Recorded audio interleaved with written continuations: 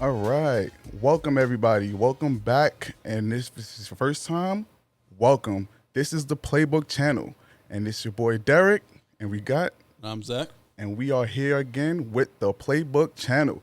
So today we're gonna start off with just a little bit of brief background on what we got on the agenda today. We actually have our very first guest today, and we're gonna introduce him a little bit later. Yeah, we have our first guest, but I do want to kind of get this show on the road today, man. So how you been, Zach? I've been good. I've been good. Had some good football last weekend. Looking forward to talking about it, talking about some waivers, and just some other stuff we got to talk about today. Absolutely, absolutely.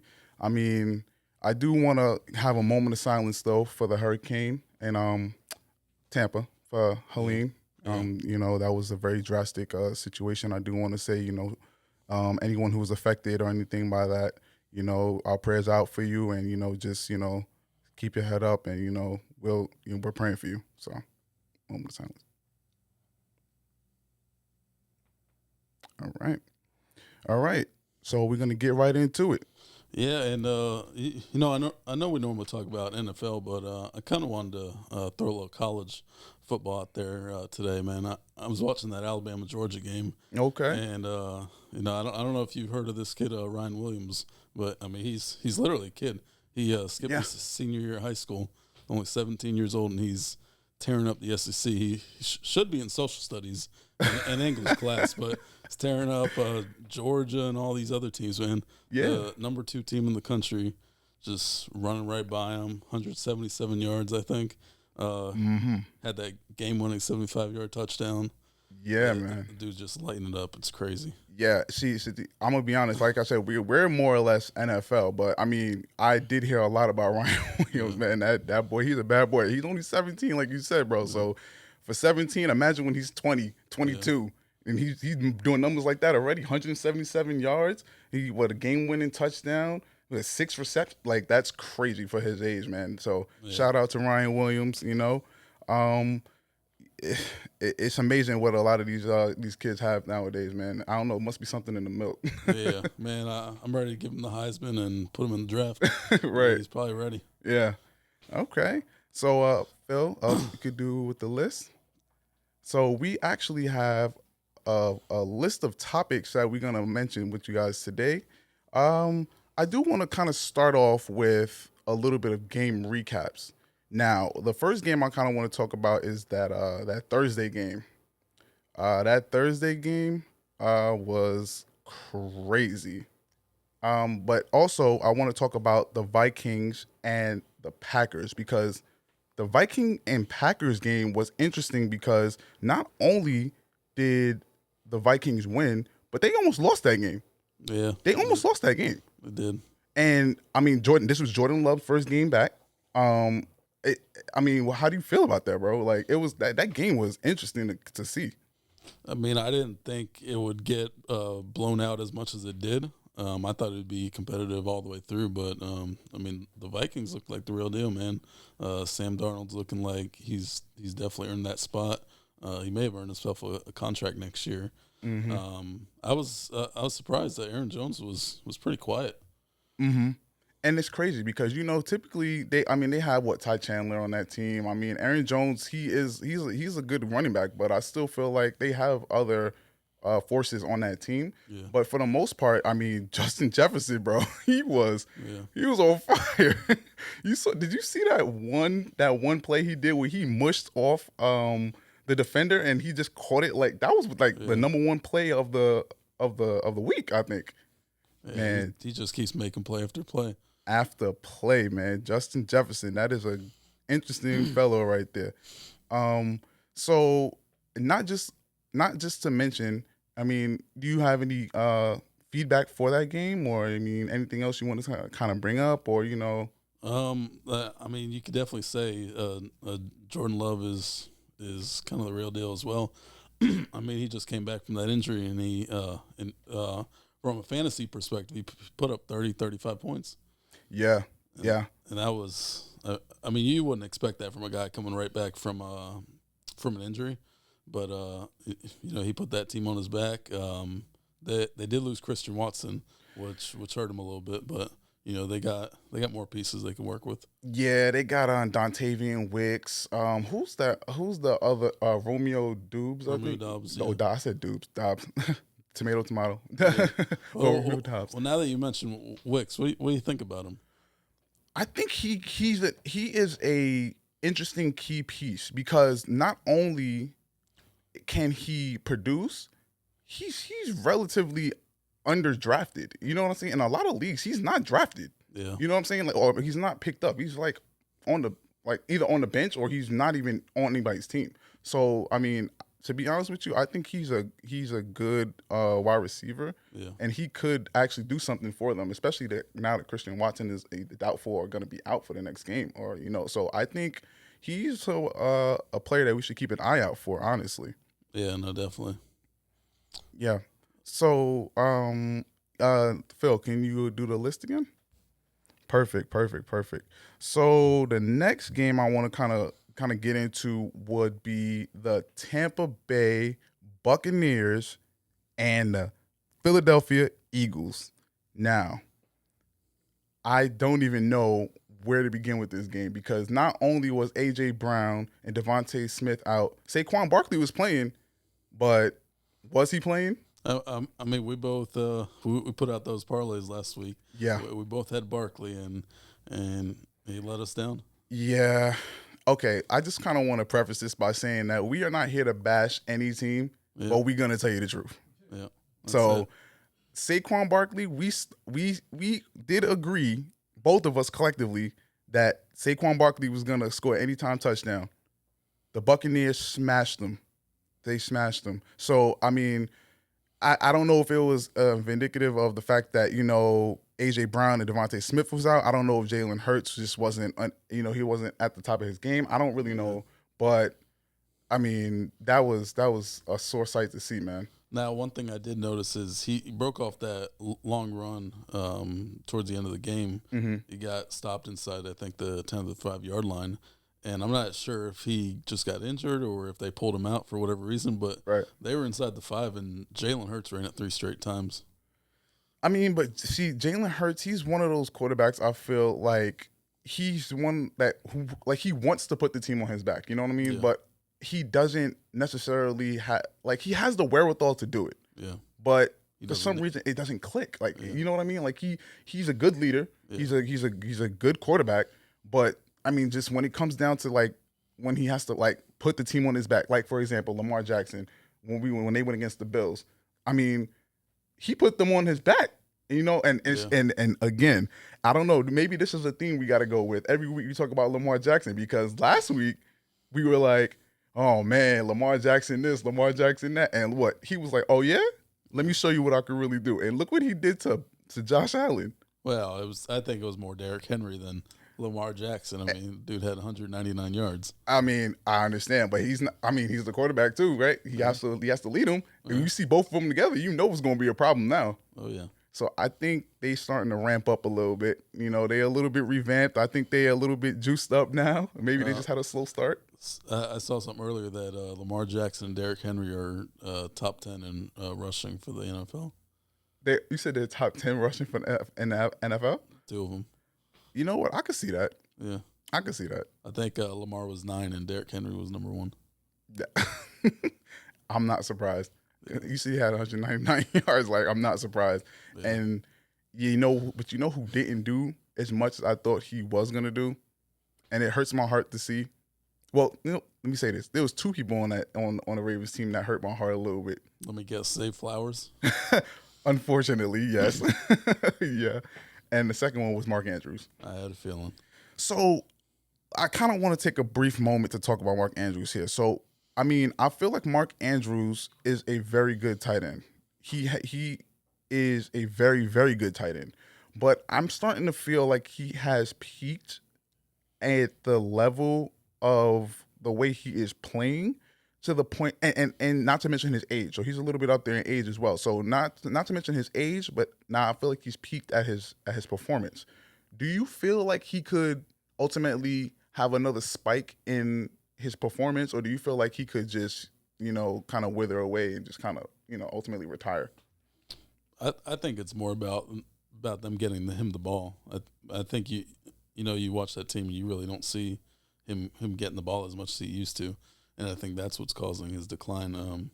Now, if they don't get him the ball, then either he kind of goes away or he gets picked up by somebody else who does use him. Right. Because there's teams in the NFL that know how to use tight ends, and then there's others like the Falcons that don't.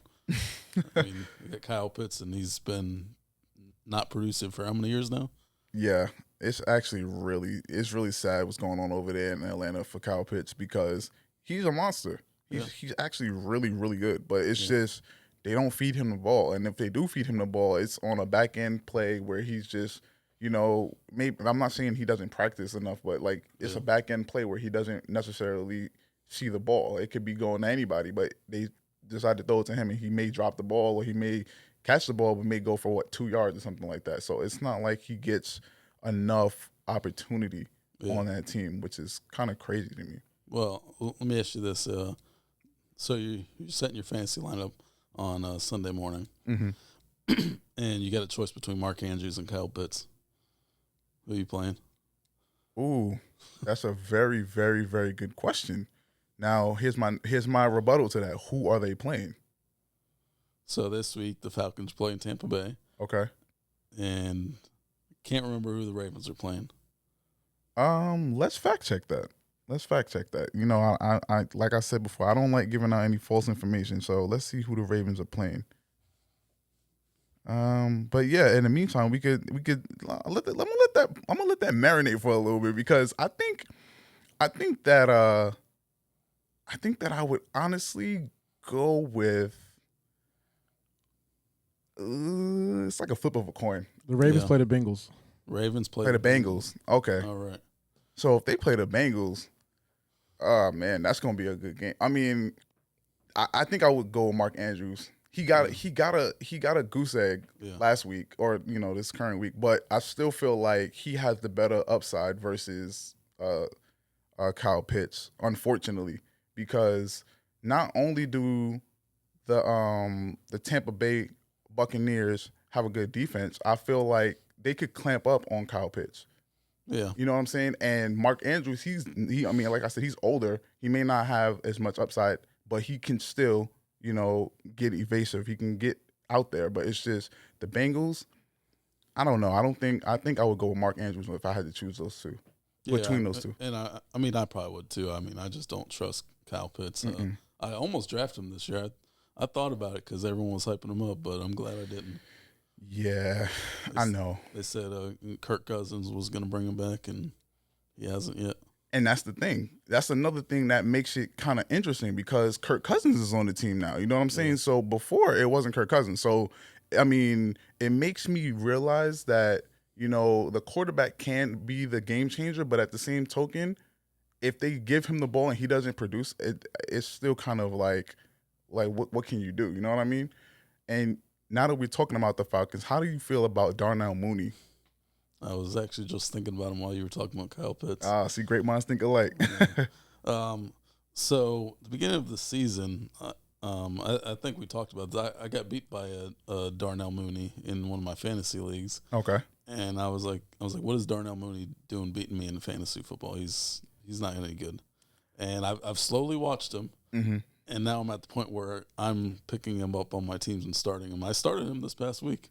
Listen, He's very productive. Yeah, and the thing about it is that he is a player that is very underrated. You know what I mean? And to your point, you know what I'm saying? So like, I feel like Darnell, he's the wide receiver, 3 or 2? I think he's 2. He's a 2, yeah. So I mean, they got Drake London over there, but I still feel like Darnell Mooney. If Kirk Cousins can find a rhythm to getting him the ball, kind of like how let's take for example how Tua gets the ball to Tyreek Hill. That's a whole nother different kind of conversation because then it's like, all right, now they got connection. They'll throw the ball to him. He runs deep routes. Yeah. He runs a lot of deep routes. Yeah. So it's like, I just think it's just a matter of time before he starts to have a real breakout. Yeah. So we'll see. Yeah. So I do kind of want to talk about the Panthers too, man. Now, again, Phil, can you fact check for me I wanna kind of double check to see who the Panthers played this week. I don't want to just Okay, so they played the Bengals and they lost. Yes, they did. So you But want their upcoming game? no, the past game. So that's good. Yeah, the Cincinnati Bengals. The Cincinnati Bengals. That was a close game though. That was Andy Dalton's revenge game, and he lost. Yeah. Okay, he lost, but I mean, at the same token, that it's the Panthers. The Panthers, they don't look bad now. Oh no, not at all. You see what I'm saying? But because what Bryce Young in there, it was just like they were getting blown out left and right. Well, Andy Dalton, they at least looked like an organization that's kind of well put together. You know what I'm saying? So and the reason why I mentioned the Panthers is for one person and one person only, and his name is Deontay Johnson. Now, Deontay Johnson, before Andy Dalton played, I was like, I had it, and I have Deontay Johnson in my dynasty league. So I was like, man, I'm not about to start Deontay Johnson. Like, he was on my bench for a couple weeks. As soon as they put Andy Dalton in, I was like, okay, this is going to be a little bit of a change here because I feel like Andy Dalton's more of a vet. He's going to be the type of person that was like, okay, I can read the defense a little bit better than Bryce Young. He can throw the ball. He can throw it in between coverages and stuff like that. So I feel like Deontay Johnson is going to be a very good asset to that team. Yeah. And I actually, I got a league where I picked him up off waivers. Somebody dropped him, and I flipped him for Kenneth Walker just off that one game he had last week. I think it was 15, 20 points. Mm-hmm.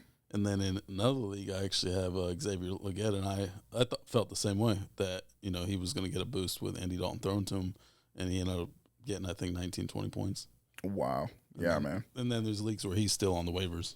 Which is crazy because, like I mentioned, and that just goes to show, like, who knows a lot of the players and don't really go based off of names, because a lot of people may know about football, but they go based off of the big names. They don't know about like sleeper players like that. Like Deontay Johnson he's a good wide receiver, you know what I mean? But it's all it's all determining on who the quarterback is who's throwing him the ball. Exactly. So, I mean, if we want to talk about quarterbacks then and who's throwing the ball to what wide receiver, I mean, we got to talk about our one and only, the Miami Dolphins. Man, don't get me started. I mean, we might as well. Yeah, you brought it up, man. Yeah. Man, I told you 3 weeks ago, and I still stand by it. And they don't change. They don't change. They disappoint you every year, whether they're healthy or whether they're unhealthy. Yeah. So it's crazy because last week when we were here, I was talking about Tyler Huntley. Yeah. And I mentioned that Tyler Huntley would jumpstart this team. Now, to my point to what I said last week, I also said that he would ultimately not go out there and be playing like Tua and not playing like an all-star, at least not in the beginning. That was a tough game for Miami, a really tough game. The Titans came in there and they tore them apart. And not even with Will Levis, with Mason Rudolph. Let's not even go there, but Mason Rudolph. Yeah, but my point is, like, I knew that the Dolphins were probably going to struggle. Yeah. I didn't think they were going to struggle as bad as they did, right? Considering that they still do have Jalen Waddle, they still have Tyreek Hill, they still have Achane, and I think is Raheem Mostert back? No, not yet. But they were giving Jalen Wright a lot of work. Right. So they gave it to Wright as well. So my thing is, there's still people on that team that can produce. But the problem here is that, like I said, he didn't have enough practice time. He's only been off the practice squad for 2 weeks. Yeah. That's not enough time to give anybody the opportunity to learn plays, to learn how to read a defense. So I feel like everyone was hard on him a little bit. He scrambled. He did what he could. I mean, they at least scored. You know what I'm saying? It wasn't like they got zipped. You know what I'm saying? But, like, at the same token, I feel like everyone was a little hard on him. And it was hard for Tua to sit there and watch that because he's not even on IR. Yeah. He could come back, and not at any moment, but he can come back. Wait, really? He's not injured still? No. He's injured, but he's not on the injury report. He's on IR. Yeah. Till week 7 or 8, I believe. Yeah. Got it. Mm-hmm. Well, to that point, not only did he not get enough practice time, but it's hard to adjust the timing when your three best players run a 4-2. Yeah. So that don't make it any easier either. But there's something I learned from this game, and Okay. maybe Tua is underrated. Underrated? Underrated. I mean, with Tua, they're one of the top offenses, right? Mm-hmm. They didn't win the division. They never win the division. They always choke. Why you got a bad mouth on, bro? But now that is the only team we will bash is the Miami Dolphins. But he will bash. No, you take Tua out, right? One of the worst teams in the league. Right now we're right there with the Patriots, the Bryce Young Panthers. I mean, there's not many teams that we're better than right now. The Bryce Young Panthers. Why you got to put his name on top? You can put his stamp of approval for that. But Dolphins without Tua versus Bryce Young Panthers. Who you got? Wait. You said Dolphins without Tua versus Bryce Young with the Panthers? So our current Dolphins right now, no Tua, right? Versus Panthers with Bryce Young starting. Oh, I'm still taking Dolphins because their defense is going to lock them up. I don't know about that. Are you serious? Oh man, this is interesting because I still feel like but who's quarterback? Tyler Huntley still? Sure. I still think that the Dolphins defense will hold it down because Bryce Young is not. He's just as bad. Dolphins defense couldn't hold the Titans. But the Titans is a good. They haven't held anybody really. Okay, well. I'm going to go with the Dolphins. I don't know. Maybe I'm biased, but I think the defense would have held them off a little bit better than that because, I mean, the Panthers is a good team, but, I don't know. Yeah, but we suck. Let's just keep it real. Okay, we're going to move on to the next topic. Okay, so let's talk about that 49ers and Patriots game. I mean, that kind of went as we said it would. If the Patriots showed up, if Stevenson got going, they had a chance. That didn't happen. Okay. The Niners were as dominant as they were. On top of, they got Debo back. They got George Kittle back, who both, played a big role in that game. So I think with those two players back, the 49ers were too much. You take them out, maybe there's a shot. But I mean, they're still good. Yeah, and Jordan Mason, I think he's gonna wind up taking C-Mac's position, like full term. I think for me personally, I think C-Mac is out. Like he's not.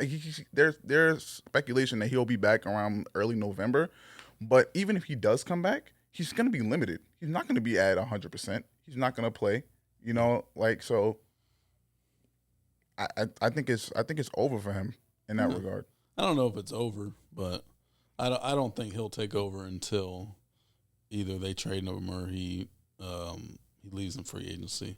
I mean, they're paying him too much money. Yeah, okay, but he's guaranteed money, but so is Tua. He's injured. And you think that he would... So you think Tyler Huntley is going to take Tua's job? No, obviously not. But I'm just saying, but he's injured. You know what I'm saying? And at the end of the day, it's really dependent on his health. Yeah, but I'm saying when McCaffrey comes back, they're not just going to sit him on the bench. No, obviously. He's going to be in a split backfield. I think he'll take a majority still. Jordan Mason's good, but McCaffrey is an animal. Coming off of an injury that he was out for how many weeks? And this is before the season even started. Yeah, but, I mean, we don't know how that's going to impact him at that time. Okay. Well, time will tell. That's all I can say. Okay. Well, you know what? I think it's time to move on to one of the next topics. Hey, Phil. Perfect. So the next game I kind of want to talk about is the Texans versus Jacksonville. Now, that was a close game, unnecessarily, I think. Yeah, definitely unnecessarily. Did you think the Jaguars deserved to win that? Or should have won that? No. I should say. Well, okay. Let me rephrase that. I think that they played a little bit harder, I guess, throughout the game than the Texans did. But I still feel like even though they played harder, it shouldn't have been that close. Yeah. And even though they played harder, I still think the Texans deserved to win that game, which they obviously did. But it's just there's no way that that Jacksonville should have went in there and they should have just been like, okay, well, they should obviously play their hardest, but you would think that the Texans would go in there and blow them out. And I'm starting to have a lot of reservations about the Texans. Actually, Yeah. I'm having a lot of reservations about the Texans because they have. I mean, they don't have Tank Dell right now. They don't have. Well, they have Dalton Schultz. He's still there, but They don't have Joe Mixon right now. they don't have Joe Mixon. So, but they have Cam Akers though. Yeah, but he didn't do much last week. Yeah. So it's just crazy, bro. I just think there's a lot of things that the Texans need work on, and it's crazy because they still have Stephon Diggs. Like you would think, like all these super teams and all these powerhouse teams that you think that are gonna go out there and just do all this craziness, and they're doing they're backpedaling. It's kind of hard to see. Yeah. It's really hard to see. I don't know if you want to kind of get into the injury report here. Yeah, I mean, we had so for that game, like I said, Joe Mixon was out. Mm-hmm. Tank Dell was out, so Stephon Diggs and Nico Collins got a lot of work. Nico Collins has been playing really good. Mm-hmm. With that being said, you had Kenneth Walker come back. Yeah. And he had a monster game. Oh boy. Oh man. Debo came back, and I wasn't sure what to expect from him, but I played him in my lineup. Yeah. And it worked out for me. Well, I played Debo in my dynasty league, bro, and I mean I lost my dynasty league this week because of Debo, and not because he didn't play well, but because he didn't play to his expectation. He should have played not should have, but he could have played a little better considering who he was playing. You know what I'm saying? But again, it's not just who he was playing. The fact of the matter is, when you play a team that's just so much, I guess you could say, better than, you would think they would just get this astronomical amount of points. But because the team is not holding their own against that team, it makes them kind of dwindle out and not get points at all. Yeah. So it's kind of a double-edged sword, but yeah. Well, one other injury to mention, and then we'll jump into the waiver report. Mm-hmm. It is Tuesday. Jonathan Taylor got injured in that game as well. Well, on top of Anthony Richardson. Yeah. So, yeah. I think, but what's crazy though? Now that Anthony Richardson is out, Joe Flacco's in, and I think, well, with Joe Flacco, but you know what though? I think Anthony Richardson though, he's gonna probably come back. I don't think he's out. I mean, his hip was, he was really bad, but I really think that Joe Flacco can, bring the team. He's not gonna scramble as much as Anthony Richardson, but he passed the ball quite a bit. Oh yeah, he does, and he's gonna get the right receivers involved. I mean, this past week, in one of my leagues, I benched Michael Pittman, which is crazy to think about, but based on his past history with Richardson, he's not getting enough work. So, I feel like in fantasy football there are some players you have to think about if the history's showing a pattern and they're not living up to their value. You have to make that hard decision. I know we had a conversation earlier, right, about Tyreek Hill, and you said he's an every week starter, and I said, well, I benched him. You're like, you're crazy. Yeah, and I stand by that statement. You cannot say to me that even though he does not have the quarterback, he won't have the potential of breaking out or making points. You can't. And he does have that potential, but you're saying when? But yes, but is the risk higher than the reward? Because right now the risk is high. So last week in one of my leagues, he got me 7 points. Mm-hmm. This past week, I benched him for Debo. He got 8 points. Debo got 13. So that worked out for me. I mean, barely, because Debo didn't do much that much either. But I see your point to that though. Yeah, that makes sense. But I feel like it's just hard to bench him though. Like 100%, it's Tyreek hard. Hill.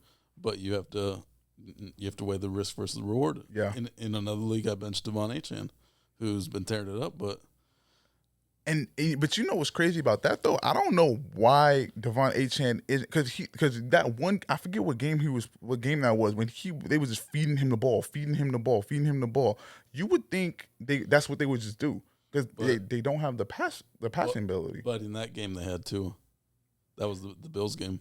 The Bills game, right? So but even if that's the case, they still have a running back. Yeah, but now the defenses they don't have to worry about the receivers and the quarterback. They know they can put more attention on the run game. Yeah, and that's what takes away. You know. Yeah, you can mix it up though. You can do play action, you can do trick plays. But the Dolphins is not really a trick play kind of team. Yeah. So, but I still feel like when it comes to situations like that, it's very, very particular. You have to be very clever. Yeah. And that's the thing that I feel that the Miami Dolphins is missing. They're so stuck on the fact of their structure of how Tua plays, and they can't figure out a rhythm to make it so it's like, okay, well, he's doing this, so we got to do it this way. Or, they have to be adaptable. And I don't think that they're adaptable at all. Yeah. So that's more or less their issue, in my opinion. Yeah. But hey, let's go on. Let's go on to the next game, and then we're gonna go into after the next game. We're gonna go into. Why don't we jump into the waivers? Yeah, the waivers. Yeah, but that's a good. Yeah, but I was gonna say the last game that I wanted to kind of touch upon was the Seahawks and the Lions because that was a good game. No, that was a fantasy showdown. Yeah.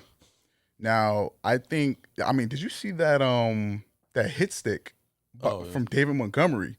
Yeah. To all the viewers, if you did not see that hit stick, YouTube David Montgomery hit stick in that defender. He popped him like a top.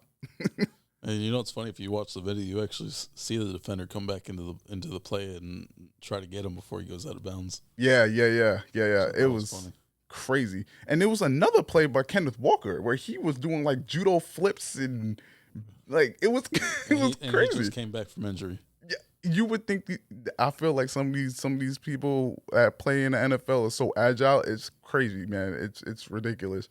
But overall, that game was wild. I think Jared Goff, he's another quarterback who I was talking crazy about last week, and he was like, "Oh yeah, Derek, let me show you what we could do." He outscored so much. He basically it looked like he was on fire. Yeah. Literally, he had 18 for 18. 292 yards. He had a receiving touchdown. Like Amon-Ra throwing the ball to Jared Goff. Where did they do that at? Like what? And ironically enough, that was St. Brown's first passing attempt. Right. High school, college, NFL, first passing attempt. Yeah, man. That was Jared Goff's second reception. That is in his career. Crazy to even think about, bro, because it's like you don't think that these quarterbacks can like do plays like that. But I will say to the point of trick plays, like how we were talking about with the Dolphins, the Lions, they do a lot of trick plays. Oh yeah, man. They do a lot of them. Man, Dan Campbell don't care. He don't. That man is yeah. I did just bet anything. Yeah. So yeah, let's move on into the waivers. No, definitely. Definitely one of my favorite parts of fantasy football. Mm-hmm. Looking at the waivers. Now this year I have 10 teams, so it's a little chaotic, but yeah, you got to do your best, right? Overachiever over here. So I think the first one, I kind of want to look at is with Jonathan Taylor out. Okay. Yeah, Trey Sermon there, who's probably going to take most of those carries. Okay. And over the last couple of weeks, he's gotten more work, and he's looked like he's capable of handling a big workload. So that may be something to look at. Another player I like, I picked him up in a league, Trey Tucker. They said he would be the number one receiver with Devontae Adams out. And, now they're talking trade for Devontae Adams. Mm-hmm. Probably won't play again this week. Yeah. So, that's another good one. He had, I think, 15, 20 points last week. Right. So that's another good pickup. And then the last one I want to talk about is he should have been picked up already, in my opinion. Mm-hmm. But if Kareem Hunt's out there, you have to pick him up. Yeah. Kareem Hunt is starting to take over down there. I think he's going to be the main guy. But on a side note, Clyde Edwards-Helaire is also coming back from PUP, and he may be someone to look for as well. I stashed him weeks ago and just put him on my IR spot, but Smart. but those two players in Kansas City, they could take a bunch of work, and Carson Steele, he fumbled on his first carry, so he's probably pretty much done. Mm-hmm. Yeah. So he won't play with him. As soon as he fumbled, he was like, "Oh no, we're not doing this." Yeah. It was like it's over for him. He was sitting on the bench for the rest of the season. I mean, Andy Reid's got 3 running backs to work with, so Yeah. like, all right, next. Yeah, That's especially if he's fumbling. Like, no, there's no way. Andy Reid's not gonna play those games. Yeah. Anybody on the waivers you're targeting? Yeah. Well, it depends on which league you're talking about. But for me, I think that Justin Fields as a quarterback is somebody to kind of keep an eye on because they started him over Russell Wilson. And you would think, oh, well, Russell Wilson is this, that, and the third, and they didn't know who they were going to start and who was going to do this and who was going to do better. And Justin Fields he's been playing really, really good ball on the Steelers. They were, 3-0? Yeah. He had over 300 yards last week. Yeah. I think in standard leagues, he had about, 30 points? Yeah. Yeah, That's about right. he had about 30 points. So Justin Fields is somebody that I think a lot of people probably undervalued. He's probably on a lot of people's waivers for sure. I can almost guarantee you he's in some people's leagues. But another person that I think, Madison. Yeah. Madison is another one. And I say this because Zamir White is not playing the way that he should be playing. Yeah. And everyone hyped Zamir White up this year. Yeah. They were like, oh, Zamir White's going to do this. But Madison is back there. He's balling. Yeah. He is balling. So I would think that, Madison or, like I said, Justin Fields. I know I was talking about Jawan Jennings last week. Jawan Jennings, I mean, you can kind of keep him. But his value is going to go down a little bit. Well, not a little bit, a lot of bit, because Debo is back and because George Kittle is there. So I wouldn't focus heavily on Jawan Jennings. I mean, he's a good stash, especially in deeper leagues. But Madison is a good one. I think that, like I said, Justin Fields is a good one, and I think another good one would be actually. Yeah, no, I wouldn't say that because you already mentioned, the Kansas City Chiefs, Kareem Hunt. I was gonna mention Kareem Hunt as well, but other than that, I think it really depends on which league you're in and how your teams are set up. But it really just depends. I think those are some good ones that we named from the waivers. Yeah, definitely. And those are just some people to look out for, and keep your eye on them because they are going to be a force. Okay, so hey Phil, can you throw on the list one more time? All right. So I think we can actually introduce our guest. What do you think? Yeah, let's do it.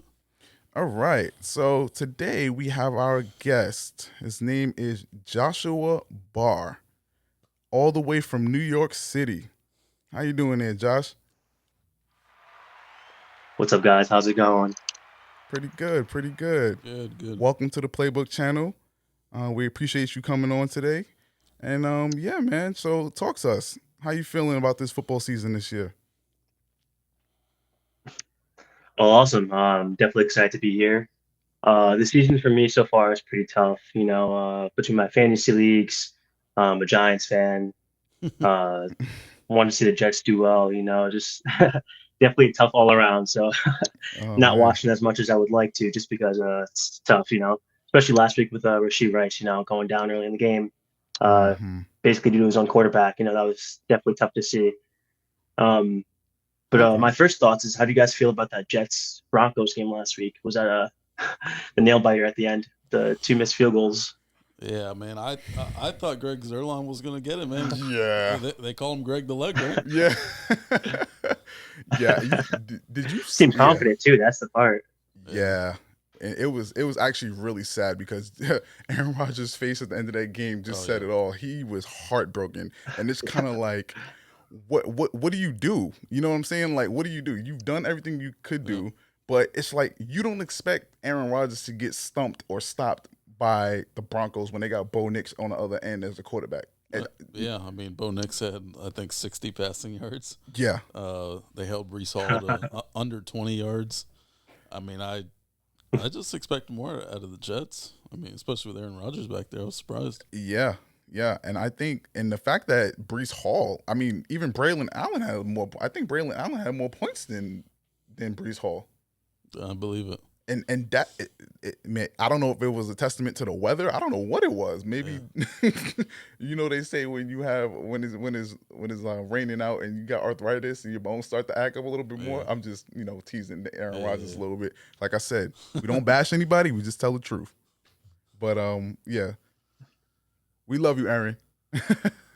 But yeah, go ahead, Josh. I'm sorry, I didn't mean to. But yeah, that's basically how we feel about that, man. That game was crazy. I didn't think, and I'm sure Zach can attest to this. I was not expecting to see Aaron Rodgers and the Jets lose that game, especially because of the field goals. Yeah. Yeah, for sure. I mean, I don't think it should have even been that close. I mean, I think Bo Nix threw his first career touchdown. So just Right. to have that game kind of just go completely against us was pretty tough. Especially with Aaron Rodgers now potentially blowing out his knee. Do you guys think that Aaron Rodgers and the Jets, have a chance? Do you think they really made a good decision with going the Aaron Rodgers route, or what do you guys feel about that? I mean, I think he's an upgrade from Zach Wilson. I mean, Yeah. as long as he stays healthy, Yeah. But that's the key. I mean, he is getting older. Hopefully he's got a little bit in the tank to, help win some games. Now, as a Dolphins fan, I don't want to see them win any games. So I was about to say, in our division, I don't think we want the Jets to win. But Yeah. if we had to talk critically here, then yes, they should be able to do good here. yeah, definitely.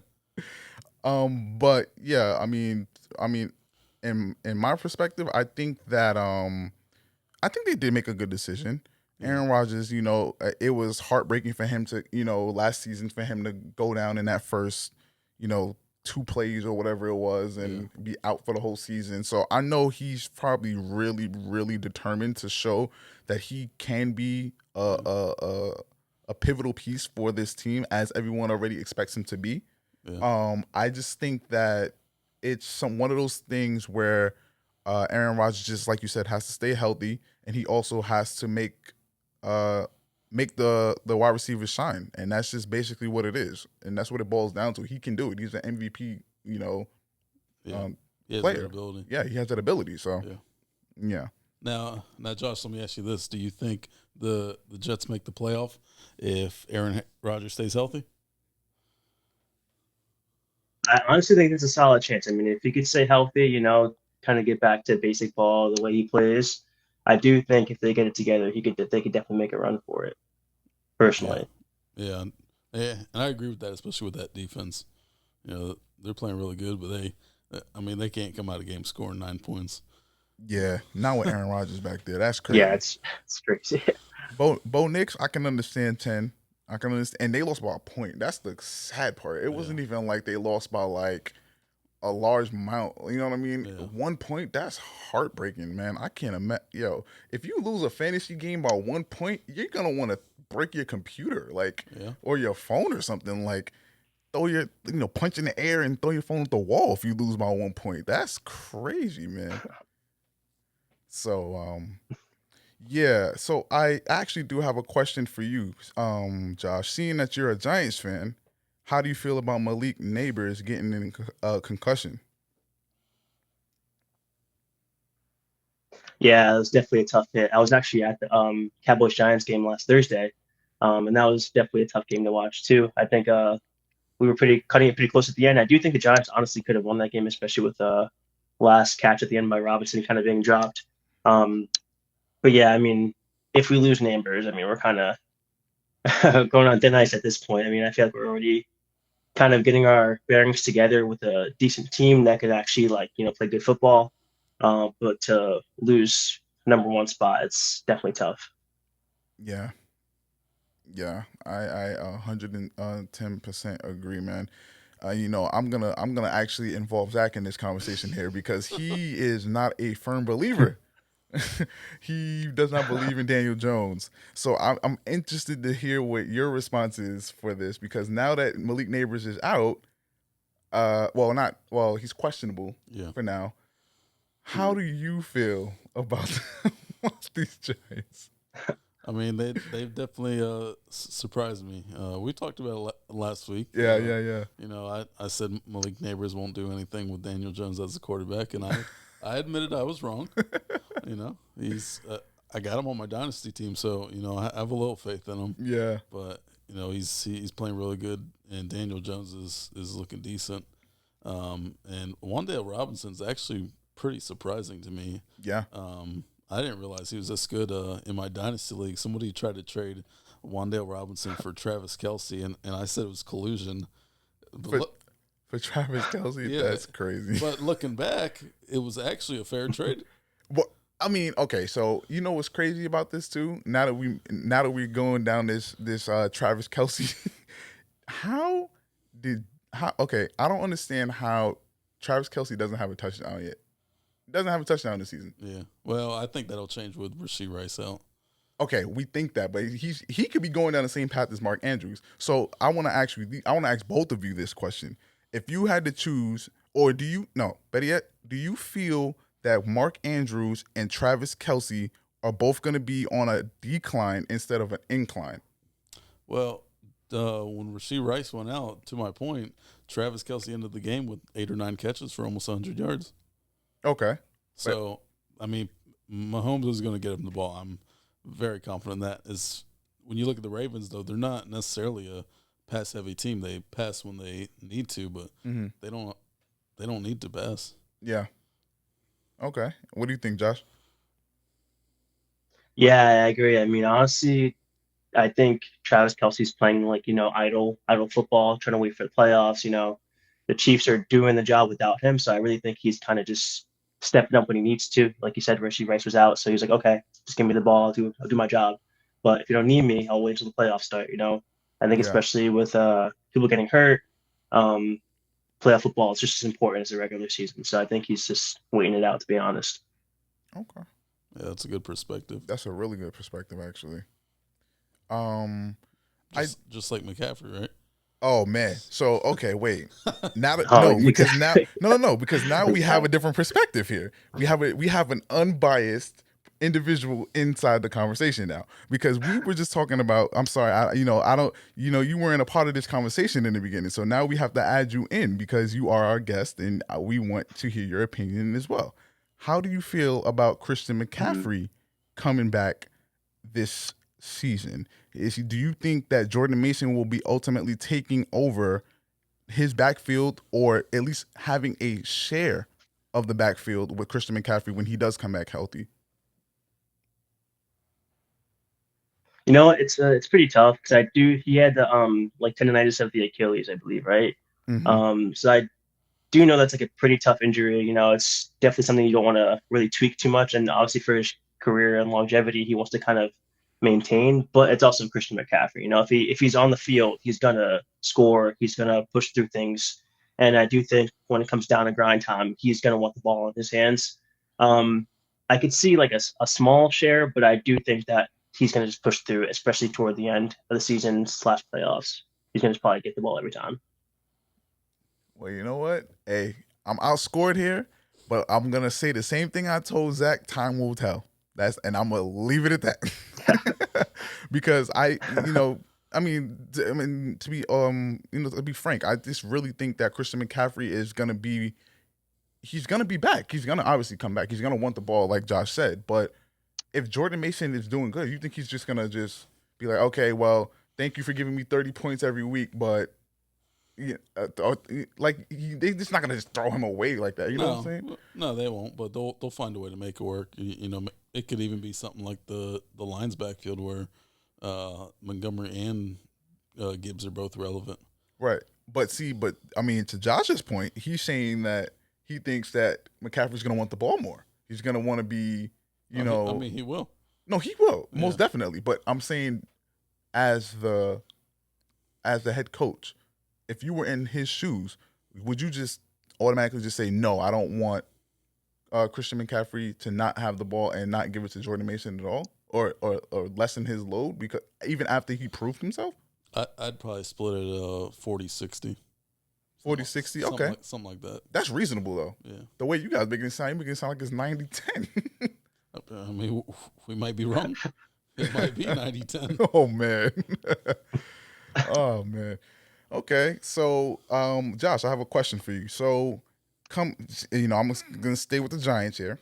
So, I think the Giants play the Seahawks this week, right? I believe the Giants play the Seahawks. Let's fact check. Hey, Phil, can you double check that for me? I'm sorry. Giants? Yes, the Giants play the Seahawks this week, I believe, right? All right, let's see here. Okay, so the Giants play the Seahawks. Yep. Yes. 425. Thank you. I don't know. I mean, how do you feel about the Giants playing the Seahawks this week? I can never say my team's gonna lose.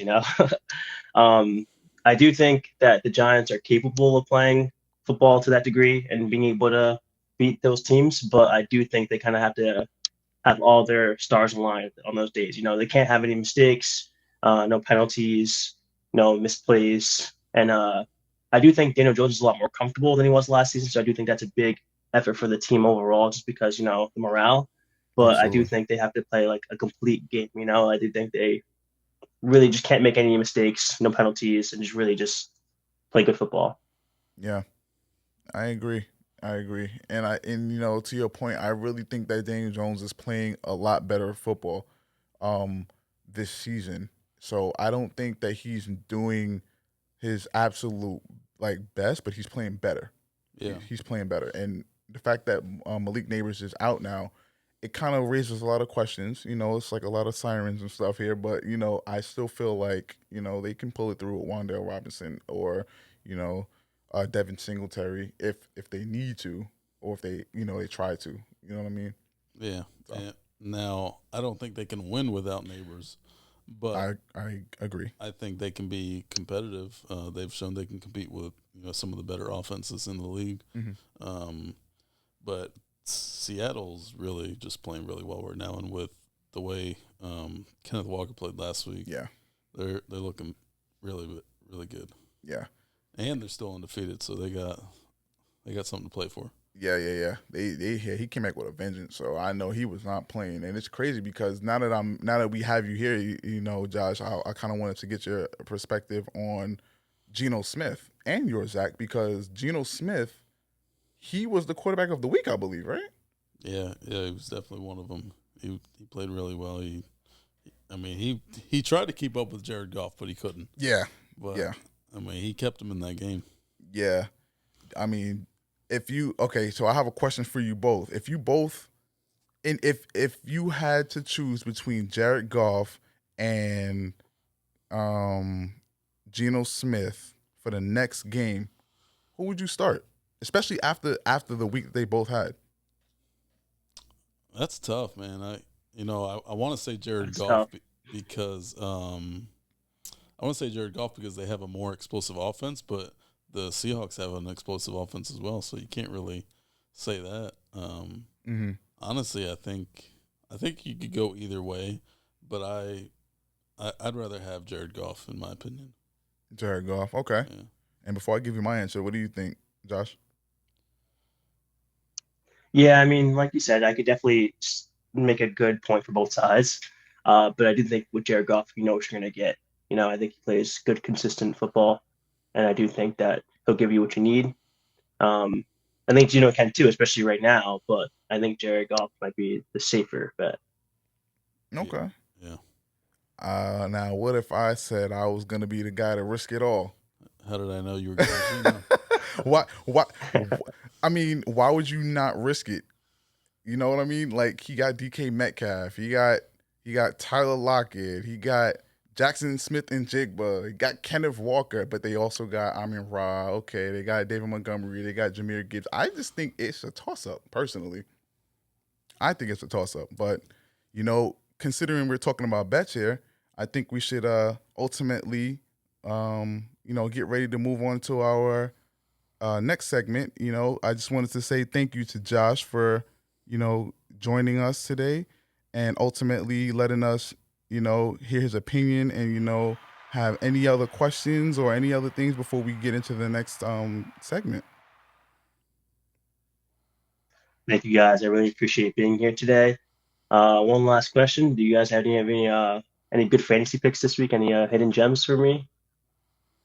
Oh, I'm gonna let Jack start with that one. Now, are we talking about sports betting, or are we talking about fantasy football lineups? I'm going sports betting. I like FanDuel. Oh, Any oh, good over unders? FanDuel. FanDuel. Oh, well, let's. Well, I mean, Why don't we pull it up and see what we're looking at? so I mean, if Josh, can you stick around for a little bit? Because if you can stick around for a little bit, you can stick around for our next segment. Sure. I mean, it's up to you guys. Okay, I'm around. let's run it. Let's run it. Hey Phil, can you just post the list one more time? All right, so we're going to have our next our next segment, and it's gonna be called Ghost Picks. In lieu of Halloween, we're gonna keep it a little, thematic this year. We're in October now, so we're gonna keep it thematic. But we're gonna call it Ghost Picks. So Ghost Picks is just where we're gonna have our suggested personal picks, both for me and for Zach, and then we're just going to, by any means, if you use your picks, don't come looking for us if you don't win. But if you do win, best of luck to you. All right, so. now, before we start, Derek, I want to clarify what exactly are ghost picks. So ghost picks for me, I think, like I said, it's Halloween. So let's start with that. So Halloween is, that's where the name originated from for me. I think ghost picks is one of those things where it, when it comes, it goes. Now picks are obviously something that comes, and you make the picks, and if you don't win, if you do win, it goes away. So that's kind of the ghost scenario that comes, from it. You know what I mean? So I don't want anybody to say that these are guaranteed picks. We're not doing guaranteed picks. These are our personal suggested picks. If you do win, obviously shout us out, because we do a lot of due diligence. We do our research. We do make sure that we know what we're talking about, but we're not, future mind readers either, or not, or like, we're not looking in a crystal ball here. So I just want to clarify that for the audience and for anyone who's watching, and just for you as well, Josh. I just want to make sure that you ask us about any picks. We do have picks, but I want to just clarify that for ghost picks. All right. Okay. Well, why don't we get started? Absolutely. All right. So I think for me, I think for the next, I think I'm gonna start with money line. Let's start with money line. Hold on, let me pull this up. 1 second. Yeah, I'm gonna start with money line. I think. Oh wow. Wow, we're going big. No, well, I mean, who do you? I mean, if you're picking between teams, right? Who would you? Who? I mean, I just think. I'm just giving you a hard time. I know, man. You love to give me a hard time. You see this, Josh, man? This is what I got to deal with every week. But okay, if I had to choose between the 49ers and the Cardinals, I'm going with the 49ers. That's a no-brainer to me. Yeah, and we're talking money line, right? Yes. Yeah. Oh man, here I we go. could make an argument for the Cardinals, but after the way they played against Washington, I don't know. I mean, 49ers looking good. I'd probably take that as well. Yeah. And speaking of Washington, I think, and you know what's crazy? How did we not even talk about Jaden Daniels this week? But we can revisit that. But it's just, yeah, Jaden Daniels, if we was to choose between the Browns and the Commanders, I would go with obviously Jaden Daniels and the Commanders for money line. I think also for now there's gonna be one that's where it's the Bills and the Texans. That will be a toss up. I think that would be a toss up. That's gonna be a good game, but I don't think anyone should do money line for that one. Personally, because I feel like between CJ Stroud and the Bills with Josh Allen, it's gonna be a shootout. It's gonna come down to the last thing. So I think the Chiefs and the Saints. I think I would go money line for the Chiefs, and I think finally, like we said, I know this may hurt your soul a little bit, Josh, but I would do the Seahawks versus the Giants money line. I know. I'm sorry, bro. Now, It's tough, man. on that same note, I want you to make a couple picks for us, Josh. We got the Jets and the Vikings. Ooh, honestly, sad to say, I think the Vikings probably have that, to be honest. If we have a healthy Rodgers, I think they have a good chance, but I think Justin Jefferson's is kind of been doing his thing. I think Vikings might take it away. Yeah, and that's Hmm. going to be our first London game as well. So Yep. that'll be on at 9:30. I got a good division one for you: Baltimore and Cincinnati. You asking Josh or me? Yeah, Josh. Oh, Josh. Okay. Sorry. Oh, probably go Baltimore, honestly. I think Baltimore kind of needs it, and I think they're going to come around and start playing the ball they're supposed to be playing this whole season. I think they're a little more laid back than they should be, and I do think they should be like the top team right now. So I think Baltimore might take it away. Yeah, and that one's pretty close as far as the odds go. Mm-hmm. Um, Okay. so I got one. I'm gonna make this pick. Okay. Here we go. It's- Miami and New England. oh, we. I mean, this is kind of like the Bryce Young in the Miami, like. But you know what? I think personally, as much as I want to say the Dolphins, I think I would go with the Patriots. So I think because they have a vet quarterback. You know what I Yeah, mean? Like you can't just like I said, we're Dolphins fans, right? So we're gonna obviously want the Dolphins to win. But if we're talking statistically and how the game is actually like rolling right now, I think that the Patriots has a better chance to win. now you may be surprised by this, but I actually do think the Dolphins could win this one. And okay, This one. We're not talking past this. okay. So I have a question. Why? So you're gonna have Tyler Huntley with another week of experience. The timing with Tyreek Hill and Jalen Waddle is going to get a little better. Patriots don't have Bill Belichick; they have Gerard Mayo, a rookie head coach, Mhm. and I think that also they really don't have a strong offense. And Miami's defense has been playing great, but I think they have enough experience and talent on the defense to where they could hold them and get some stops. That is a very good perspective. I like that. I like So that. I do think it could go either way, but I think Miami might have a slight edge on that just off their experience. Okay. Okay. All right. I mean, do you have any other picks or Um, let's do one more. We let's got do one more? Yeah. we got Dallas and Pittsburgh Sunday night football, Mm. and honestly, a lot of these games this week are very close. I think they're Yeah. very very good matchups. Mm-hmm. Um, this one I think Pittsburgh could win it, man. Their defense is really good. T.J. Watt's Mm-hmm. doing what T.J. Watt does. Yep. Justin Fields, he's starting to come around, and I don't know. Dallas just hasn't been looking as good as they normally do. Yeah. And you know what? To your point, I really feel like TJ Watt is a very, very good he like TJ Watt is very good. But I think also the Cowboys, it's kind of interesting how they played last year because last year they came back. They started heating up around week 5, which is kind of weird because we have bye weeks this week. And I think that the Cowboys could start heating up and they could ultimately, they could, but I ultimately would probably just go with the Steelers as well. Um, and we gonna actually get your opinion on this, Josh, and then we're gonna move on to the last thing. Awesome.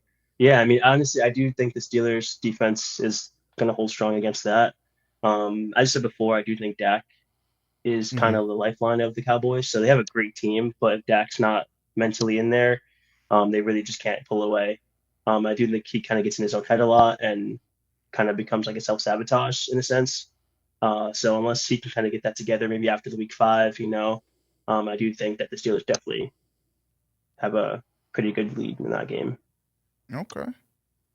Okay. Yeah. That's a good point. All right. Well, again, thank you again, Josh, for joining us. And it was a pleasure having you on the show with us as our first guest. We really appreciate you coming out here and doing it with us, and look forward to you coming and checking in with us.